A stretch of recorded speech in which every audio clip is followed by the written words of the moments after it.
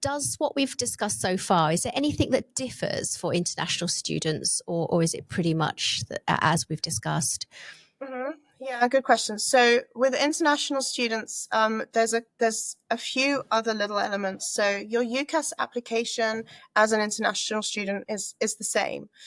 They will ask if you're an international student, and there are British government rules and regulations that will help you and guide you if maybe you have dual citizenship or a family member lives here in the UK, etc.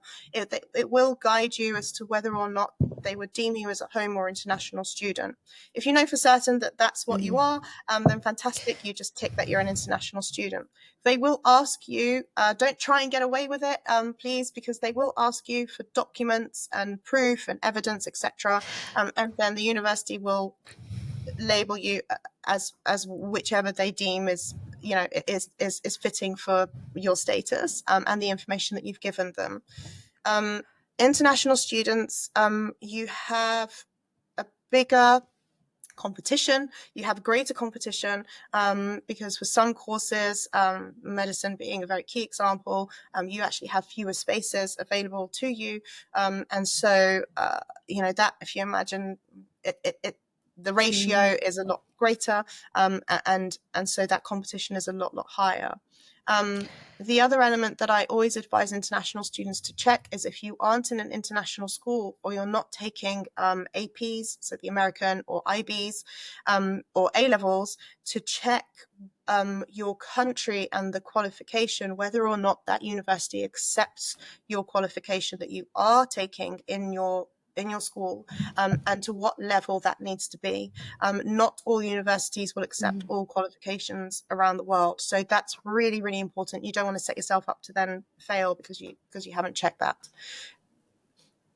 Yeah, good point. I think there's on UCAS, there's you can scroll through. There's a lot of different qualifications that they do accept, but really, really important to check. I mean, I was coming at this question with the assumption that if you're not British and you're studying overseas, then you definitely are going to be classified as an international student. I mean, we could do a whole other topic on like home fees versus international fees, but let's assume for a moment that those students will be international. I mean, my instinct, I mean, with the universities increasingly reliant on the fees for international students these days, and what I've seen again in my small sample is that those international students get early offers for lower grades. So in a sense, it's easier for international students. Mm-hmm. I think there are some universities that will definitely do that, because, as you said, and have rightly identified, international students have a vast amount more to pay than a national student, than a home student. Now, I think that stands for a large number of UK universities. I would always caution those who are wanting to apply to the top 5, so G5, Russell, Oxford, Cambridge, as that is not the case. So you will have the same entry requirements as a home student.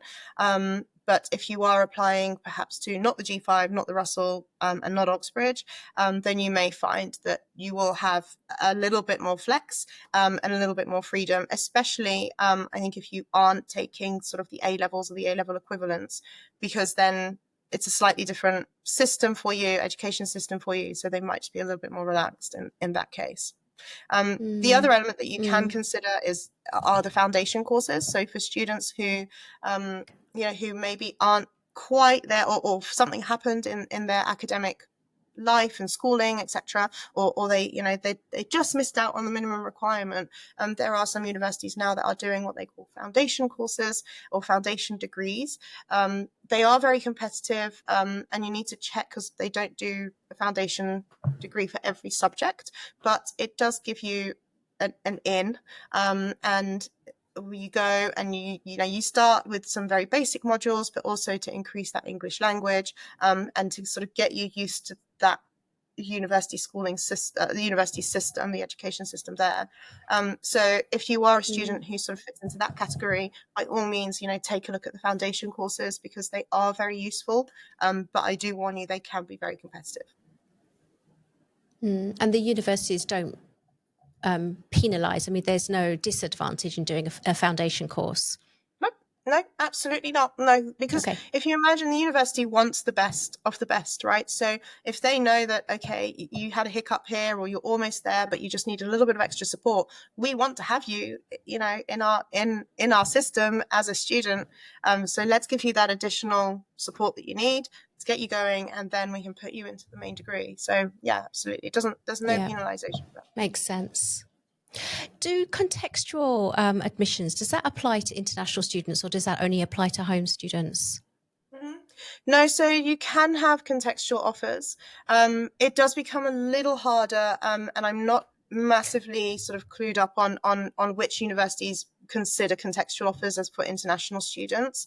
But I do know, for example, that there are some cases where they might ask for, if it is a contextual student, they might ask for some kind of government scholarship or support from their home country, or proof of that, so that the student can come over.